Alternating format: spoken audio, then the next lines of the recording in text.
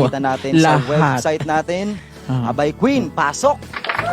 Yes, Dapat walang ating nakakalimutan. 27 million viewers, maraming salamat po sa always sa pagsuporta po dito sa Labori Music Records from Monday to Sunday. At wag po nating kalimutan ang bisitahin ang aming page www.laborimusicrecords.ca.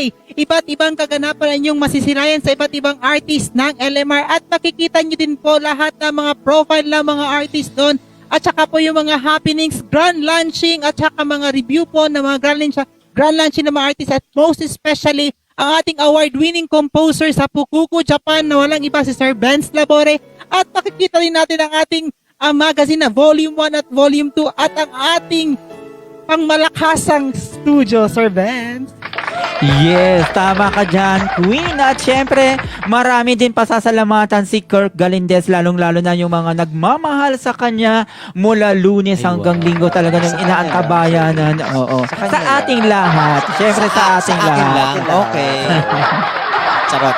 Ayan, maraming salamat po sa ating 28 million viewers guys sa araw-araw nyong pagsuporta dito sa aming tahanan Lavori Music Records. Kahit Sabado at Linggo ay nandito pa rin po kayo sa mahalagang araw ng Lavori Music Records, lalong-lalo na sa grand launching na nag-iisang Shane Anas. At grabe naman talaga namang lihitimo ang Lavori Music Record sa pagtupad ng bawat pangarap ng mga artist. Gaya lamang ni Shane Anas ay meron na po siyang 20 songs sa lahat po ng music platforms na mapapakinggan nyo na po dyan sa lahat ng music platforms. Ulit-ulit ako search nyo lang po ang Shane Anas at mapapakinggan nyo na po ang kanyang mga original na awitin composed or under Lavori Music Records. Ayan. Maraming salamat, Sir Benz.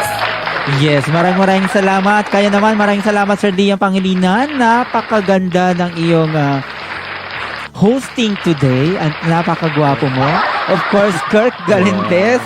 At syempre, ang inaabangan natin, Shane Anas na mula Leyte hanggang ngayon. Fresh na fresh from the ilog.